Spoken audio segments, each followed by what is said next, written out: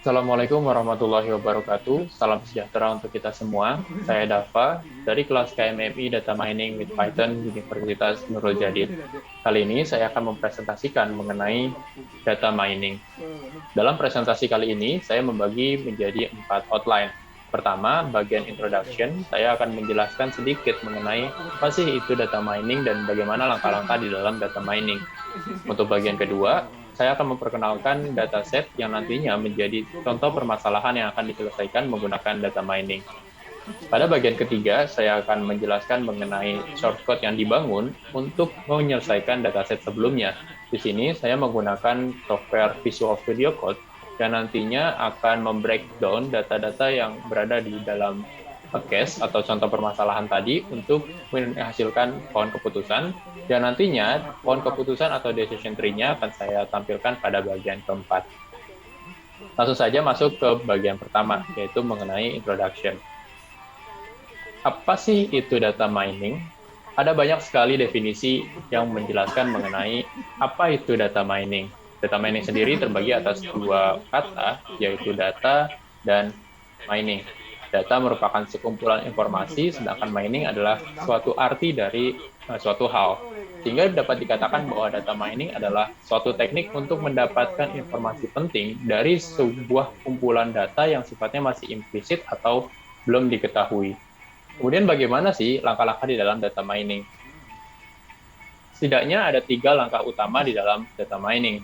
Pertama ada eksplorasi atau pemrosesan awal data. Pada bagian ini dilakukan pembersihan data, normalisasi data, transformasi data, kemudian penanganan missing value, reduksi dimensi, sampai ke pemilihan subset fitur. Pada intinya, pada langkah ini bagaimana caranya menghilangkan atribut-atribut data yang kurang penting dalam sebuah keputusan, hingga dataset yang tadinya beragam hanya menjadi dataset yang benar-benar informatif. Kemudian masuk ke langkah kedua mengenai cara membangun model dan validasi. Pada langkah ini, terdapat banyak sekali algoritma-algoritma model yang berkembang di dewasa ini.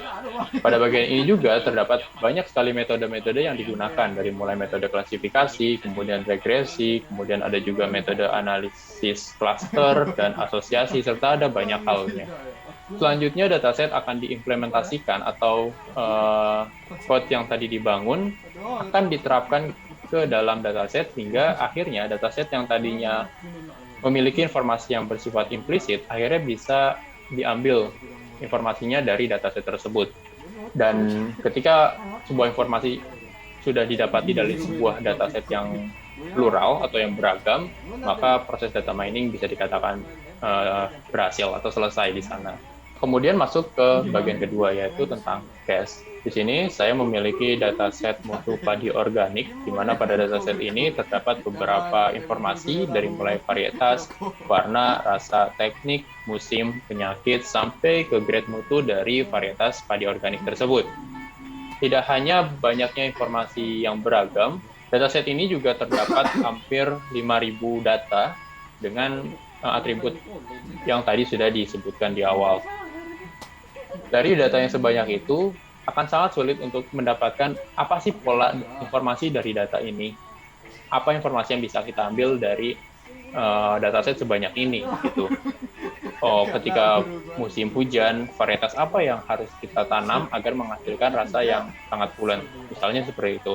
Atau ketika kita sedang menanam varietas pandawangi, penyakit apa yang benar-benar yang harus concern untuk dihilangkan, hama apa yang benar-benar harus dikurangi agar penanaman padi pandawangi ini menjadi berhasil, menjadi banyak hasil panennya, tidak dimakan oleh penyakit. Akhirnya muncul satu pertanyaan penting, yaitu bagaimana kemudian cara untuk mempermudah pengambilan informasi dari suatu data, apalagi datanya yang sebanyak tadi, hampir 5.000 data. Dan salah satu caranya adalah decision tree, atau yang di bahasa Indonesia kan adalah pohon keputusan. Apa sih itu decision tree? Decision tree merupakan suatu kemampuan untuk membreakdown sebuah proses pengambilan keputusan yang kompleks menjadi lebih simple. Ada dua kata kunci di sini, yaitu membreakdown dan menjadi lebih simple.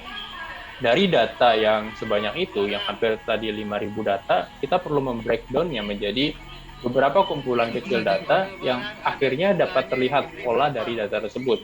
Dari pola ini kemudian bisa menjadi dasar untuk pengambilan keputusan ke depannya.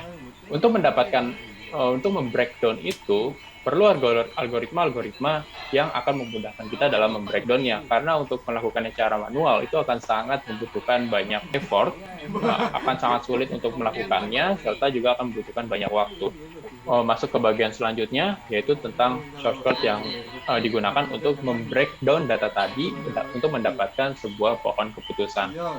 Di sini, saya akan tampilkan shortcut yang digunakan. Untuk shortcut yang akan digunakan, saya mengimport library Pandas, kemudian saya deskripsikan sebagai PD, karena library ini sudah mencakup banyak algoritma yang penting, hingga akan memudahkan untuk penulisan code selanjutnya.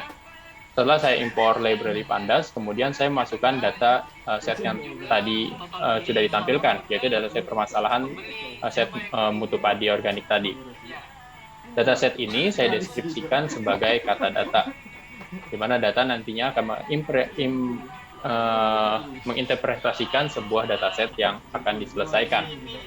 Setelah dataset dimasukkan ke dalam pemrograman, langkah selanjutnya adalah melakukan transformasi dataset ke dalam bentuk numerik. Karena, seperti yang dilihat pada Excel ini, data-data yang tersedia di dalam dataset ini masih belum berupa dataset numerik, tapi masih bersifat deskriptif, seperti warna masih putih, merah, hitam, coklat, kemudian rasa juga masih pulen dan sangat pulen, begitu juga musim, belum suatu data yang bersifat numerik. Nah, data deskriptif ini akan sangat sulit dikenali oleh komputer, hingga perlu melakukan encode data atau mentransformasikan data deskriptif tadi menjadi data yang bentuk numerik. Sini saya akan mengimport scalar processing dan mengimport label encoder. Label encoder ini yang nantinya akan mengencode data-data dari data varietas, warna, rasa, teknik, sampai ke grade mutu menjadi value-value yang bersifat numerik yang akan mudah dikenali oleh komputer. Setelah melakukan transformasi data, langkah selanjutnya adalah menentukan kelas atau menentukan tujuan dari tujuan atau bisa dibilang juga acuan dari pohon keputusan itu. Karena dataset ini pada akhirnya akan mengetahui berapa grade dari hasil varietas atau warna, rasa, dan teknik serta yang lainnya, maka grade mutu ini menjadi kelas atau menjadi acuan untuk menentukan apakah varietas ini ketika ditanam pada musim ini misalkan akan menghasilkan grade mutu apa. Jadi grade mutu akan saya gunakan menjadi kelas atau sebagai bahan acuan dalam pohon keputusan itu. Hingga di sini dideskripsikan bahwa data kelasnya merupakan kolom dari grade mutu. Setelah menentukan grade mutu sebagai kelas, langkah selanjutnya memasukkan library Scaleron. Di sini saya import library-nya, termasuk untuk algoritma decision tree classifier, kemudian juga ada coefficient matrix-nya. Setelah mengimport library Scaleron, langkah selanjutnya membagi dataset tadi yang ada hampir 5.000 data ke dalam dua bagian, yaitu data training dan data test. Di sini saya membuat data trainingnya hampir sekitar 2.000, kemudian random state-nya sekitar 500. Untuk nantinya komputer mengenali pola-pola dari data training tadi. Ketika komputer sudah mengenali pola dari data training yang sudah di-set, maka komputer bisa menentukan hasil grade dari data test yang berada di dataset tersebut juga.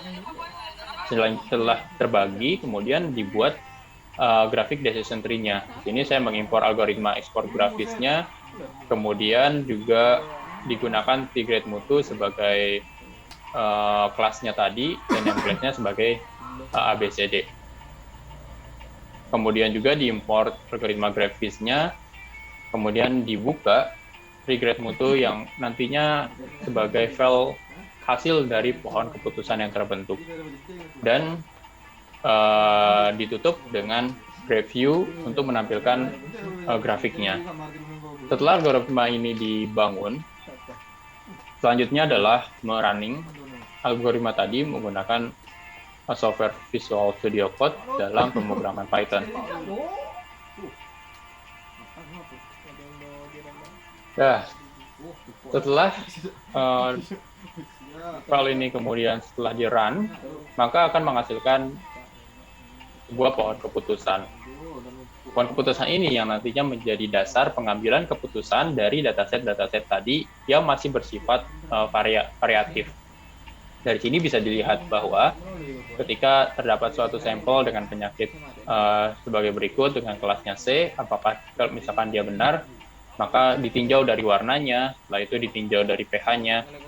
Dari sini juga bisa ditinjau ke varietas, kemudian ke penyakitnya, hingga akhirnya bisa ditentukan apakah dia kelasnya masuk kelas D, kelas B, ataupun kelas C dan kelas D. Dari data yang hampir 5.000 tadi, kemudian setelah di breakdown, menjadi lebih simpel dalam sebuah pohon keputusan. Itu saja yang bisa saya sampaikan. Mohon maaf atas segala kesalahan penyebutan istilah maupun penjabaran suatu istilah. Saya Dava Miftahudin, kelas KMMI Data Mining Universitas Nurul Jadid. Terima kasih. Wassalamualaikum warahmatullahi wabarakatuh.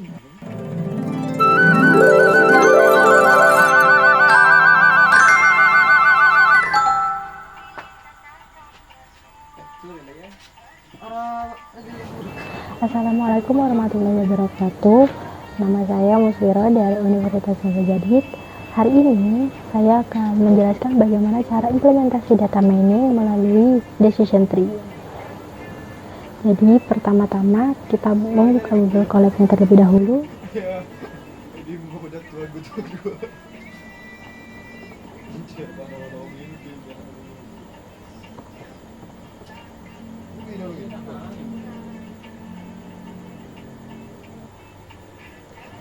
Jadi setelah terbuka, langkah pertama yang akan kita lakukan yakni mengimport filenya terlebih dahulu.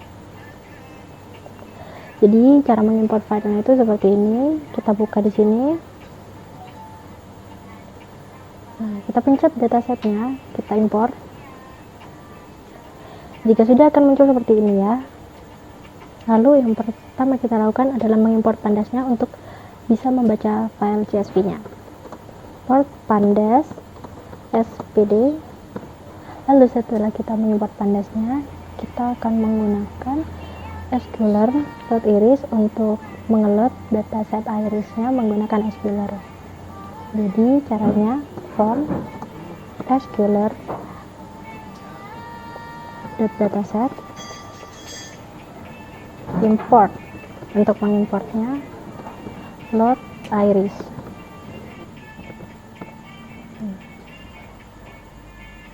Lalu setelah mengimport load irisnya, kita akan membaca file CSV-nya.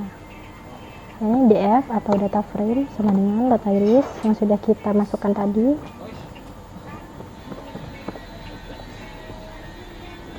Lalu df sama dengan pd atau pandas.read underscore. Kita mau baca apa? Kan kita mau baca CSV, jadi CSV lalu di sini kita copy path-nya, copy path. Nah, lalu dipaste di sini. Kita kasih string di sini untuk membaca bahwa dia itu string. Setelah itu kita tulis df.head. Nah, lalu kita run di sini. Sudah muncul ya, ini nama kecamatannya, nama puskesmas, jumlah bayi lahir hidup, jumlah bayi lahir mati, dan angka kelahirannya tinggi, rendah, atau sedang. Setelah itu kita akan membagi atribut dan labelnya. Jadi caranya kita akan mengimport decision tree-nya melalui from sqler.tree. Untuk decision tree-nya import decision tree classifier.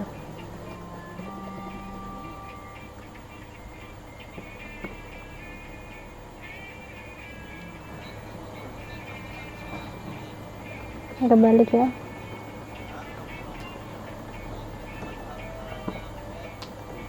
Decision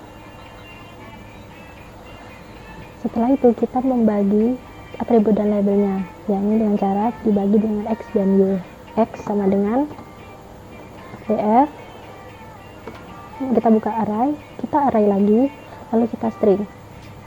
String di sini akan berisikan atribut apa saja yang ingin dipakai. Ini adalah jumlah bayi lahir hidup, lalu kita koma dengan jumlah lahir bayi mati. Untuk labelnya kita isi angka kelahiran, df angka kelahiran. Setelah itu kita melatih modelnya menggunakan model sama dengan decision tree classifier. Kita buka kurung di sini, model dot fit, kita buka kurung x, y, lalu model dot predict, kita buka kurung,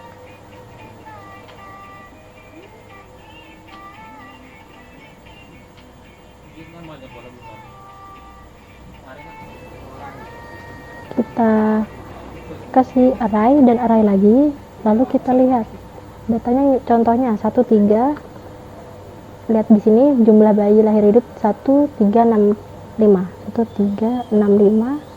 dengan koma, jumlah bayi lahir matinya kan 1 di sini, jadi kita tulis 1, lalu kita run.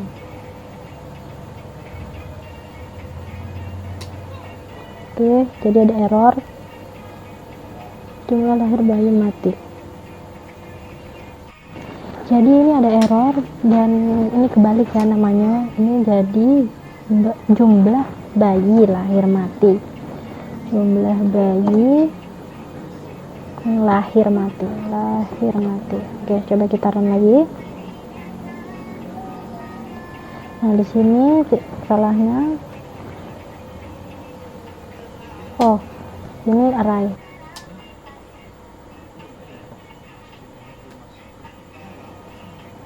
Nah, jadi ini sedang ya, sudah. Lalu kita buat kode baru, dan kode ini itu untuk menampilkan decision tree-nya ya. Jadi kita import dulu melalui from sklearn dot tree import export grafis. Nah, ini untuk menampilkan decision tree-nya. Lalu export grafis,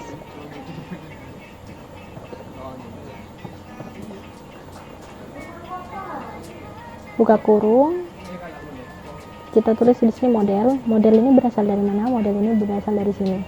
Model sama dengan ini. Nah, itu asalnya model.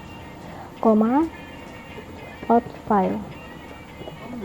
Out file ini nanti keluaran decision tree-nya, kita mau filenya berbentuk apa atau namanya itu apa. Nah, di sini kita akan menuliskan decision tree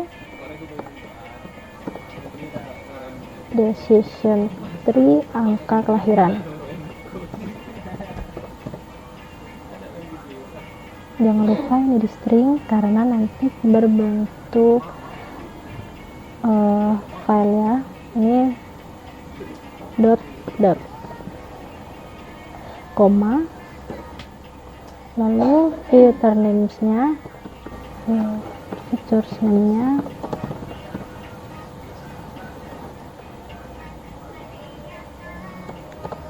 sama dengan kita tulis lagi atribut yang kita tulis di atas. Jadi ini kita copy aja, Ctrl C, Ctrl V.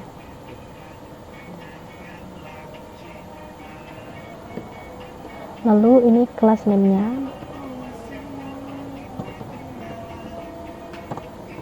sama dengan ini adalah isi dari tabel yang menjadi label. Jadi kan labelnya kita menggunakan angka kelahiran. Nah, angka kelahirannya itu isiannya itu atau isi tabelnya itu ada rendah,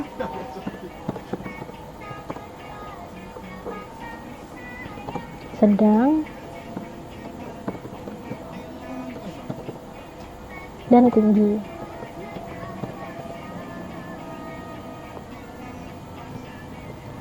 Lalu kita ketik rounded sama dengan true, dan filled sama dengan true juga. Nah, setelah itu kita jalankan.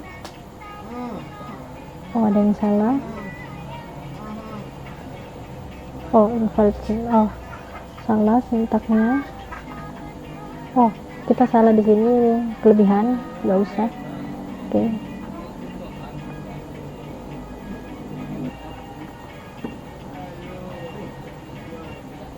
Oh, ini kurang koma.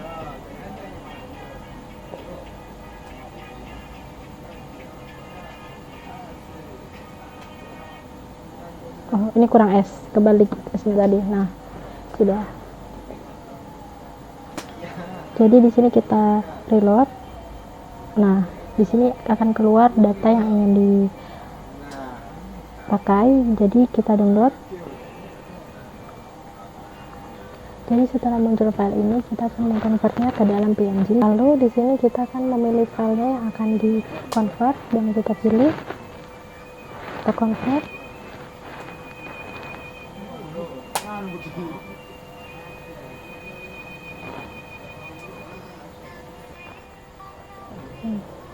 Lalu kita buka.